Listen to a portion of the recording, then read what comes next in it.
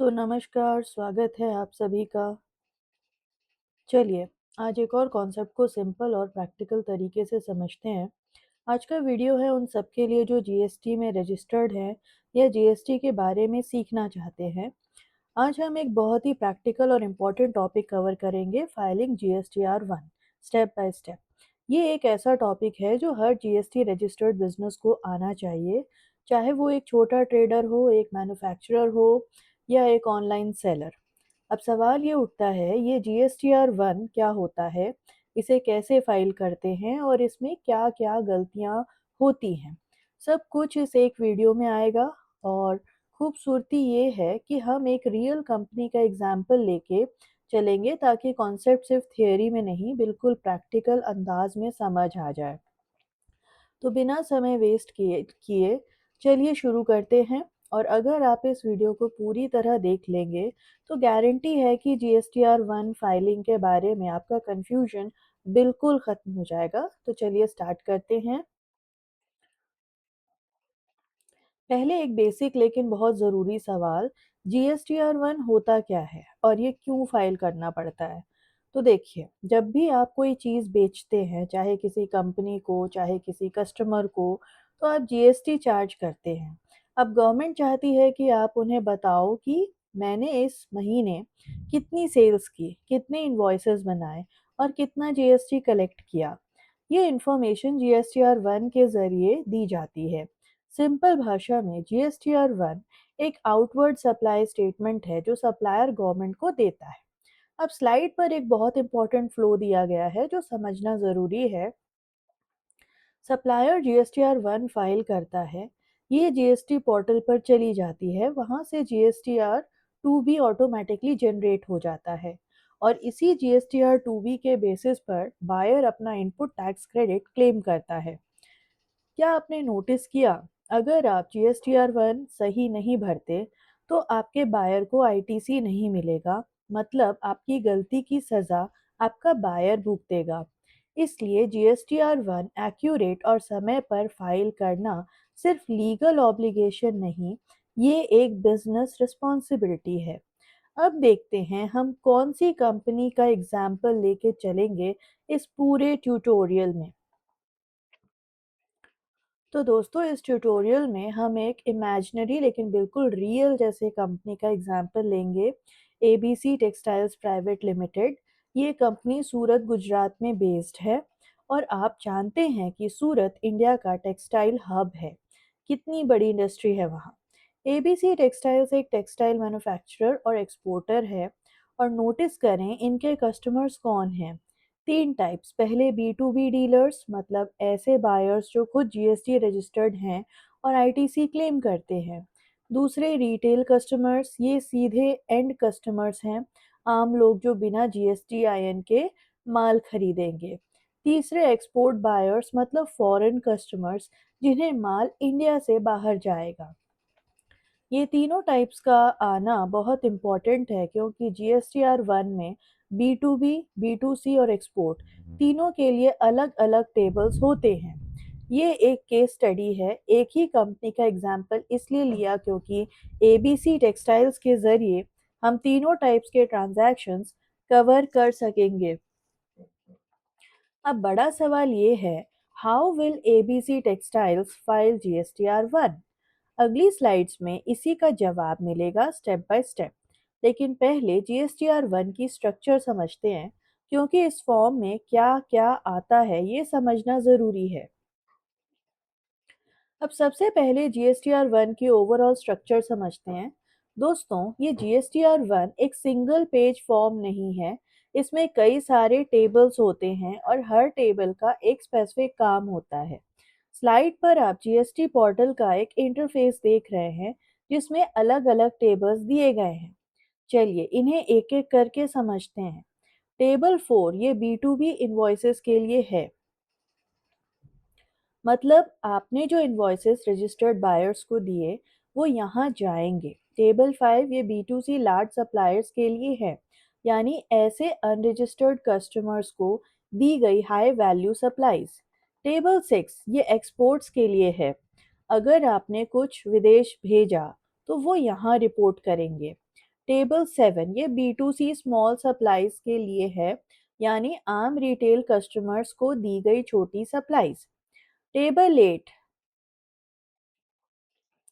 ये नील rated exempt और non GST supplies के लिए है। टेबल 9 ये अमेंडमेंट्स के लिए है, मतलब अगर कोई गलती हो गई तो करेक्शन यहाँ होगी। और आईएफएफ ये इनवॉइस फर्निशिंग फैसिलिटी है, जो क्यूआरएमपी स्कीम के टैक्स पेयर्स के लिए है। अब पिक्चर बिल्कुल क्लियर होने वाली है, क्योंकि आगे हम इन टेबल्स में से हर एक को प्रैक्टिकली एबीसी टेक्सटाइल्स के एग्जाम्पल से समझेंगे। अब एक-एक टेबल पर चलते हैं।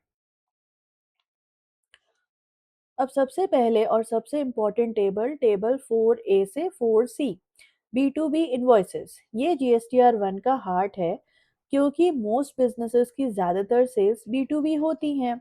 स्लाइड पर एक सैम्पल इनवॉइस देख रहे हैं आप। इनवॉइस नंबर है INV/2425/0897। डेट है 28 जून 2024। GSTIN क्लियरली मेंशन है 27 ABCDE 1234F1Z5। अब इनवॉइस के अमाउंट्स पर ध्यान दो। टोटल टैक्सेबल वैल्यू है 1 लाख रुपीज। अब इस पर CGST 9% यानी 9,000 रुपये, SGST 9% यानी 9,000 रुपये। तो टोटल 18,000 यानी 18,000 का जीएसटी, और टोटल इनवॉइस वैल्यू हो गई 1,18,000 रुपए।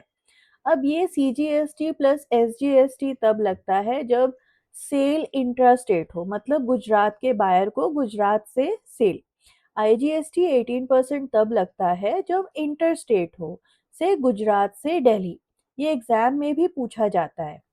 टेबल 4A 4C में आपको ये सब डिटेल्स दर्ज करनी होती हैं। बायर का GST IN, invoice number, invoice date, taxable value और टैक्स अमाउंट्स। एक एक इनवॉइस अलग अलग एंटर होती है। क्या आप बता सकते हैं, अगर सेल इंट्रास्टेट है तो कौन सा टैक्स लगेगा? सीजीएसटी और एसजीएसटी। और इंटरस्टेट में आईजीएसटी। परफेक्ट। याद रखना, क्योंकि इस डिस्टिंक्शन पर ही सही टेबल फिल होगा। अगली स्लाइड में B to C large supplies देखते हैं।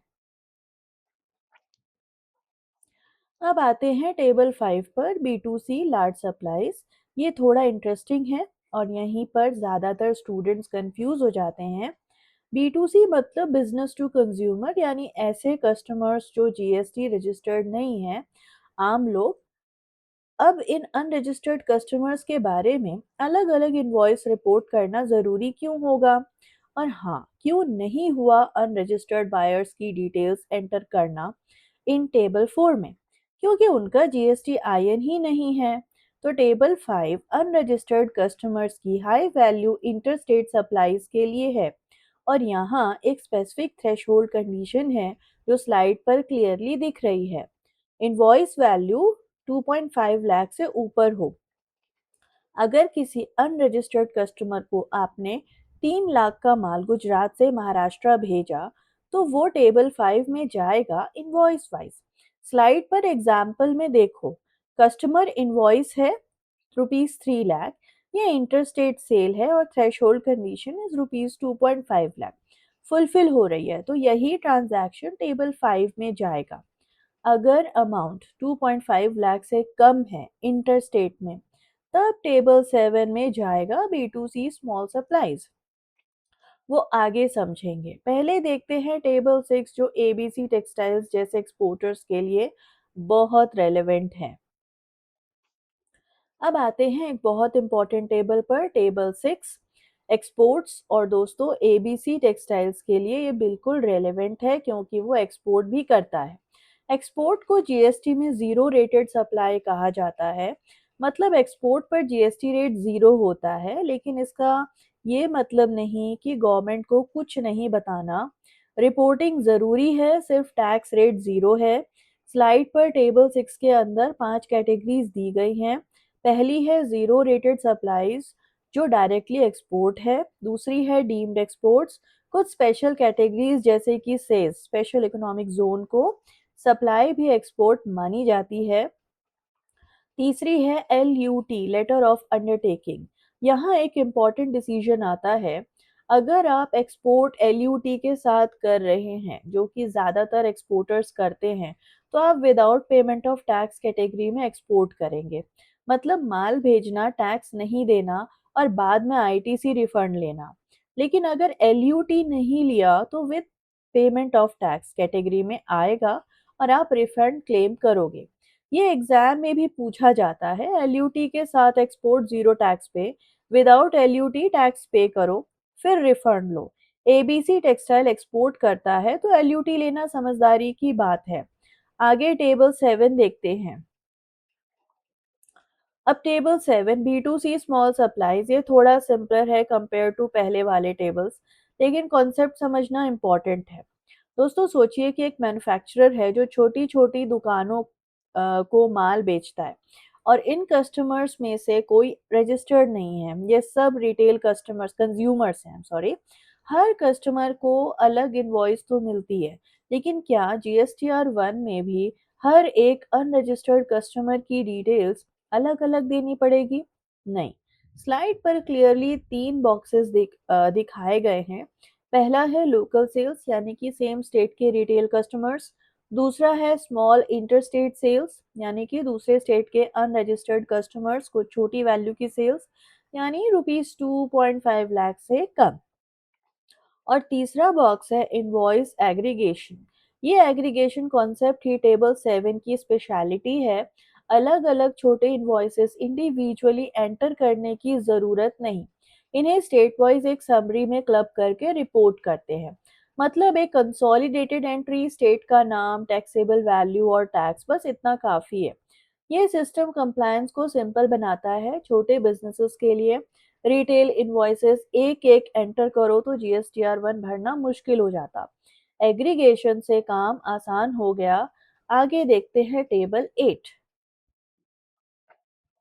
अब एक और इम्पॉर्टेंट और अक्सर confusing table, table 8, nil rated, exempt और नॉन GST सप्लाईज।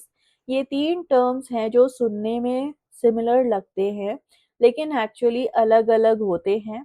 चलिए इन्हें प्रैक्टिकली समझे। पहले नील रेटेड, ये सप्लाईज हैं जिन पर GST रेट 0% है, मतलब सप्लाई GST के अंदर आती है, टैक्स रेट सिर्फ 0 है। फ्रेश वेजिटेबल्स, फ्रेश फ्रूट्स ऐसा समझो, टैक्सेबल है लेकिन रेट ज़ीरो। दूसरा एग्जेम्प्ट सप्लाईज, ये सप्लाईज GST से एग्जेम्प्ट है, मतलब ये GST के दायरे में आती ही नहीं। एजुकेशनल सर्विसेज, हेल्थ सर्विसेज ऐसे एग्जाम्पल्स, ये सिर्फ एग्जेम्प्ट है, नील रेटेड नहीं। तीसरे नॉन GST सप्लाईज, ये तो GST के बाहर ही हैं, जैसे alcohol for human consumption, petroleum products, इन पर GST लागू ही नहीं होता। ये नॉन GST कैटेगरी में आते हैं। एक कॉमन मिस्टेक जो स्टूडेंट्स करते हैं, ये तीनों सेम समझ लेते हैं। एग्जाम में ये डिस्टिंक्शन पूछा जाता है, नील रेटेड में 0% GST है, एग्जेम्प्ट GST अप्लाई ही नहीं होता, non GST supplies GST law के बाहर है। ये तीन अलग कैटेगरीज हैं, तीन अलग कॉन्सेप्ट्स। अब यहाँ एक और इम्पॉर्टेंट टेबल की बात करते हैं, टेबल 9, अमेंडमेंट्स। क्योंकि जो बीत गया, सही हुआ या गलत हुआ, उसे ठीक करना भी ज़रूरी है। अब एक बहुत प्रैक्टिकल और यूजफुल कॉन्सेप्ट, अमेंडमेंट्स, यानी टेबल 9। दोस्तों हम इंसान हैं, गलतियां होती हैं। कभी किसी कस्टमर का GSTIN गलत टाइप हो गया, कभी इनवॉइस नंबर में मिस्टेक आ गई, और कभी टैक्स अमाउंट ही गलत एंटर कर दिया। अब क्या करें? स्लाइड पर क्लियरली एक फ्लो चार्ट दिया गया है। तीन टाइप्स की गलतियां दिखाई गई हैं, रॉन्ग GSTIN, रॉन्ग इनवॉइस और रॉन्ग टैक्स अमाउंट। अब इन गलतियों को सही करने के लिए आप उसी महीने की फाइल GSTR 1 में दोबारा जाके चेंज नहीं कर सकते। इंस्टेड करेक्शन प्रोसेस होता है नेक्स्ट पीरियड की GSTR 1 में। स्लाइड पर टेबल 9A और टेबल 9B दोनों दिख रहे हैं। Table 9A B2B amended invoices के लिए है। अगर आपने किसी रजिस्टर्ड बायर को गलत इनवॉइस डिटेल्स दी थी। Table 9B credit and debit notes के अमेंडमेंट्स के लिए है। प्रोसेस सिंपल है, ओरिजिनल इनवॉइस डिटेल्स एंटर करो, फिर रिवाइज डिटेल्स एंटर करो। सिस्टम ऑटोमेटिकली डिफरेंस कैलकुलेट करेगा। और फिर green check mark, correction complete. ये एग्जाम का फेवरेट क्वेश्चन है। गलत फाइल्ड इनवॉइस को कैसे रेक्टिफाई करते हैं?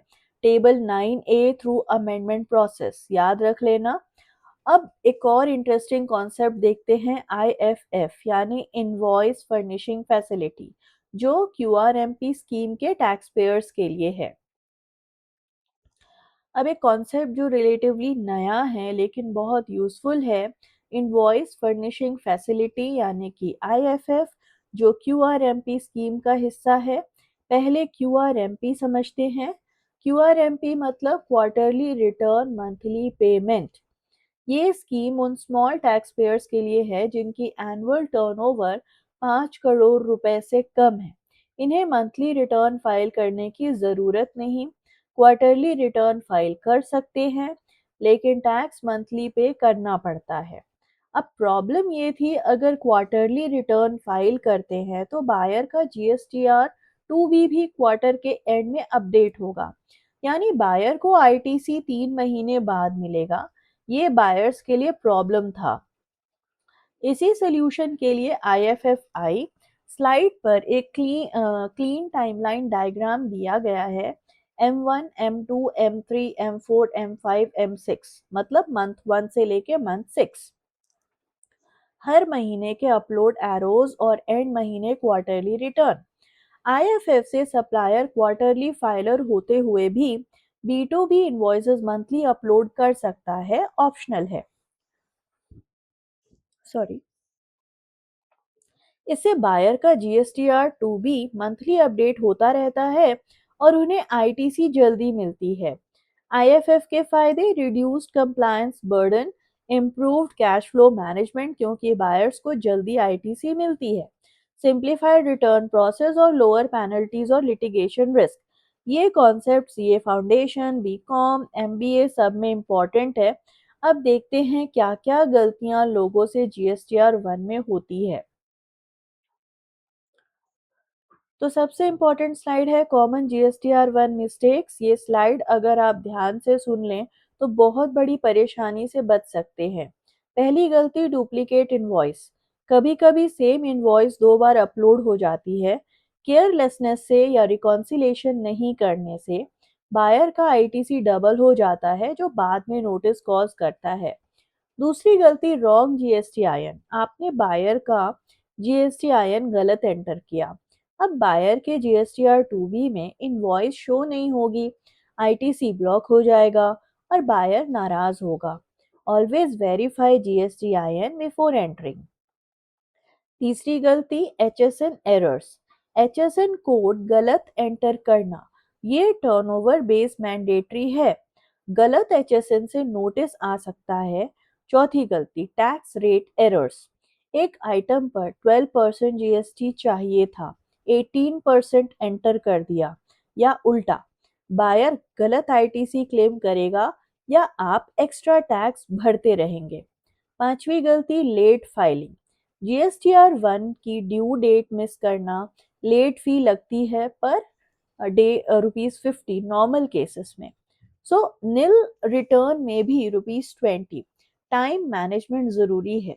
छठवीं गलती, मिसमैच विद बुक्स। जीएसटीआर 1 में जो फिगर्स हैं और अकाउंट बुक्स में जो है, दोनों मैच नहीं कर रही। ये स्क्रूटनी का इनविटेशन है।